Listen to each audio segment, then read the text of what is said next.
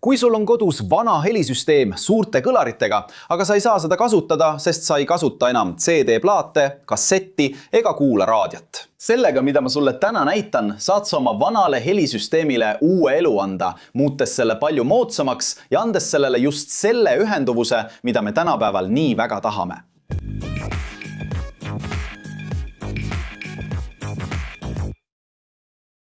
Tere, inseneeriahuvilised! Kas olete kunagi mõelnud, kui palju vanu kõlareid on olemas? Võib-olla mõnest mini-helisüsteemist, mis enam ei tööta, või heliseadmest, mis on välja vahetatud. Need seisavad kusagil sinu kodus tolmu kogumas. Neil võib olla suurepärane heli kvaliteet, mida paljud tänapäevased odavad seadmed ei suuda järele teha.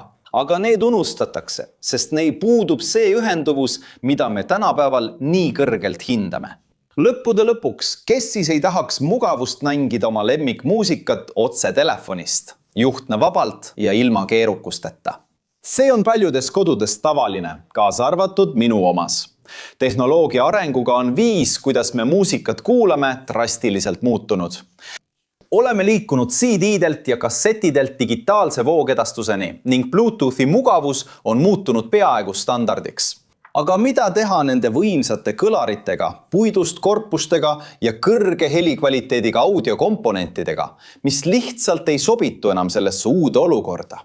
Mõne jaoks, nagu mina, oleks nende äraviskamine raiskamine. Kas pole? Ja just siin tuledki mängu tehnoloogiline taaskasutus või nagu meile meeldib öelda, nutikas taaskasutamine. Selle asemel, et panustada elektroonikajäätmete hulka ja kulutada raha uute Bluetooth kõlarite ostmisele, mis ei pruugi pakkuda sama helikvaliteeti, miks mitte anda võimalus oma vanadele seadmetele? Hea uudis on see, et see pole mitte ainult võimalik, vaid ka üllatavalt lihtne ja taskukohane, võimaldades sul nautida kõrgekvaliteedilist heli koos kogu kaasaegse mugavusega. Aga kuidas täpselt saame selle maagia toimima panna? Selle muutuse võti peitub väikeses, kuid võimsas elektroonilises komponendis, Bluetooth moodulis, millel on sisse ehitatud võimendi. Varem oli helivõimsus, mis kõlarites anti, täiesti analoogne ning kasutas trafosid, toiteallikaid, elektronlampe ja mitmesuguseid suuri seadmeid, mis võtsid kõlarikastis palju ruumi. Aga tänapäeval on tehnoloogia arenenud ja enamik neist seadmetest mahub nüüd sinu piibessa. Kujuta ette kompaktset seadet, mis suudab vastu võtta mobiiltelefoni signaali Bluetoothi kaudu ja samal ajal seda signaali võimendada, et sinu kõlarid saaksid.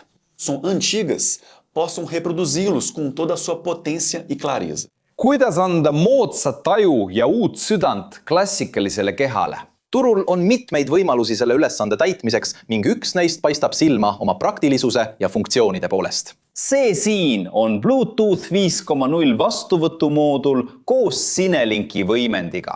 See on see seade, mis ilmub teie ekraanile siin all ja peate lihtsalt tootele klõpsama, mis ilmub, et saaksite selle osta. Osta samasugune, mitte midagi muud. See video ei ole sponsoreeritud. Ma tõesti ostsin selle mooduli internetist ja ausalt olen seda kogu aeg kasutanud. Ning nagu ütleb Paroni, ostsin ära, on käes ja lähme testime selle asja ära. Muide, see moodul on suurepärane lähtepunkt neile, kes otsivad lahendust vanale helitehnikale uue elu andmiseks. Ja eripäraks on see, et sellega on juba sisse ehitatud stereovõimendi, mis tähendab, et sa ei vaja passiivsete kõlarite jaoks eraldi võimendit. Ehk siis tead küll, see suur kast täis nuppe sinu vanast helisüsteemist. Nüüd võid selle ära visata ja kasutada ainult tema kõlareid. See lihtsustab projekti oluliselt, muutes selle otsekohesemaks ja vähemate komponentidega. Aga lahe on see, et see moodul ühendub vanade kõlaritega täpselt samamoodi nagu vanades helisüsteemides. Otse juhtmetega ühenduste kaudu. Protsess on intuitiivsem kui esmapilgul paistab. See moodul kasutab näiteks Bluetooth 5.0 tehnoloogiat, mis pakub stabiilsemat ühendust ja umbes 15 meetri ulatust. Avatud keskkonnas. See tagab, et saad oma muusikat juhtida ükskõik millisest toanurgast.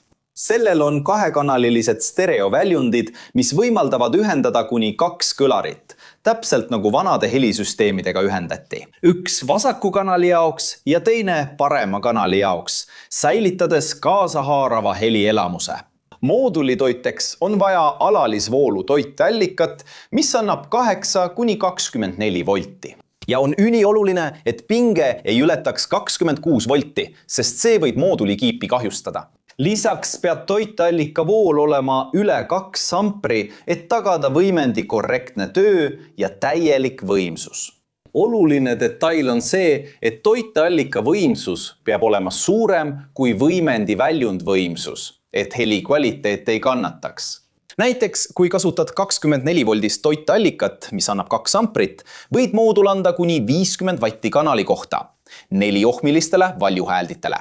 Aga kui kasutad 12 voldist toiteallikat, 2 ampriga töötab moodul küll edasi, kuid pea meeles, et ta ei anna valjuhäälditele maksimaalset väljundvõimsust. Ja millised kõlarid sobivad selle mooduliga? See Sinelinki moodul on mõeldud töötama valjuhäälditega, mille impedants on 4–8 ohmi. Ja soovitatav on, et kõlarite nimivõimsus oleks umbes 40 vatti.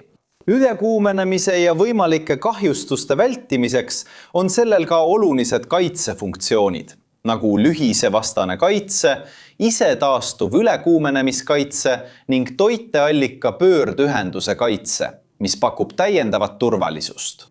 Lisaks Bluetooth-ühendusele võimaldab see sul reguleerida heli tugevust, peatada või jätkata otseseadmes mängitavat muusikat. Lisaks on sellel ka abisisend, et ühendada mõni muu seade kaabli abil ning kõrvaklapi väljund. See tähendab, et lisaks telefoni ühendamisele on sul vajadusel võimalus ühendada ka teisi seadmeid kaabli abil. Ja sellel on ka USB-C sisend, juhuks kui sul on vanade lauludega mälupulk, mida soovid ühendada. Ja kui sa tahad ainult seda, oma mugavuse huvides, Bluetoothi automaatse taasühendamise funktsioon tagab, et kui seade on juba paaristatud, ühendub moodul sinu seadmega alati, kui see on levialas, ilma et peaksid protsessi kordama. Ja mis mulle meeldib, on see, et see väike karbike tuleb kaasa ka mobiilirakendusega, mis annab sulle võimaluse kogu selle heliseadistust otse oma telefonist juhtida. Selle projektiga alustades võivad mõned lihtsad ettevaatusabinõud suurt vahet teha. Näiteks on soovitatav hoida võimendi plaati võimalikult kaugel Wi-Fi signaalidest, mis võivad põhjustada häireid. Samuti on oluline olla ettevaatlik staatilise elektri suhtes. Seda seetõttu, et kuigi see võib tunduda lihtne, on see tegelikult lihtsalt avatud trükkplaat paljaste kontaktidega. Seega vabastage oma kätest staatiline elekter enne plaadi käsitsemist. Kuna Bluetooth kiip on selle suhtes tundlik ja parema helikvaliteedi saavutamiseks, ei tohiks moodulit kõlaritega ühendav kaabel olla liiga pikk. 1 meeter on sobiv pikkus. Aga mida sa siis selle algatusega võidad? Säästmine. Selle asemel, et investeerida uude Bluetooth helisüsteemi, kasutad seda, mis sul juba olemas on, kulutades vaid murdosa summast moodulile, näiteks Sinelinkile. Teiseks, sa panustad jätkusuutlikkusse, vähendades elektroonika äraviskamist ja andes seadmetele, millel on veel palju pakkuda, uue kasutusvõimaluse.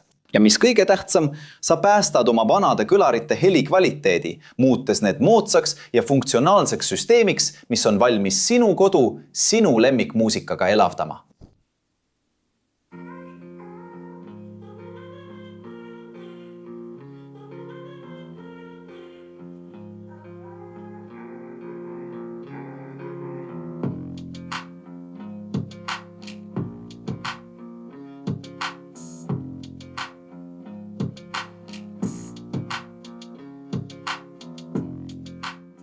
Tõsiselt, on hämmastav, kuidas üks väike komponent võib nii suure erinevuse teha, ühendades 2 maailma parima, mineviku kvaliteedi ja tänapäeva mugavuse. Ma otsustasin selle video teha, sest ma ei oodanud sellest väikesest seadmekesest midagi, aga see üllatas mind rohkem, kui ma oleksin osanud arvata. Ma vahetasin sõna otseses mõttes välja ühe hiiglasliku kasti, mis oli täis nuppe ja asju, mida ma enam ei kasutanud ning mis seisis kõlarite vahel. Selle väikese seadme vastu siin, mis mahub mulle piibessa. Ütleme nii, et see oli ruumi kokkuhoid, tehnoloogiline areng ja nüüd saan ma oma telefoni sellega Bluetoothi kaudu ühendada ja oma muusikat kuulata. Nende vanade kõlaritega, millest igal ühel on 30 vatti, ma jätan selle seadme lingi Mercado Libresse kuhugi siia ekraanile, et saaksid vaadata. Ja sa saad ise näha, kui hästi see töötab. Ma otsin ikka veel võimalust, kuidas see kaasaskantavaks muuta. Aga see on juba teise video teemo. Ma pean teadma, kas sulle selline video meeldis. Nii et kui sulle see idee meeldis ja tahad näha rohkem selliseid videoid, siis jätta kommentaaridesse #tee ise, et ma teaksin, kas peaksin sellist sisu edasi tegema või mitte. Kui sa jõudsid siiani ja sulle meeldis video, siis kasuta võimalust ja telli kanal, kui sa pole veel tellija. Pane like ja aktiveeri teavituste kelluke. Ja kui leiad, et meie sisu on huvitav, siis kaalu liikmeks hakkamist, et aidata meil siin platvormil sisu edasi toota ja olla meie videotes ära märgitud. Ja kui oled uudishimulik meie soovitatud kursuste kohta, siis kasuta siin kõrval olevat QR-koodi või lingi videokirjelduses, et saada ligipääs mitmetele võimalustele arendada erinevaid oskusi, mis annavad sinu karjäärile eelise. Kas oled kunagi mõelnud oma vana helisüsteemi taaskasutamisele sellise seadmega?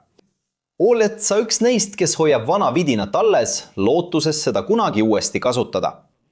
Jätta oma ideed kommentaaridesse, äkki proovime mõne taaskasutusidee ellu viia. Siinsamas kõrval on 2 huvitavat videot, mida sa pead vaatama, et laiendada oma teadmisi ja rahuldada oma uudishimu. Ja kui sa tahad meid toetada, pane like, telli kanal, aktiveeri kelluke ja kaalu kanali liikmeks hakkamist. See ongi kõik inseneeria huvilised. Suur kallistus ja kohtume järgmises videos.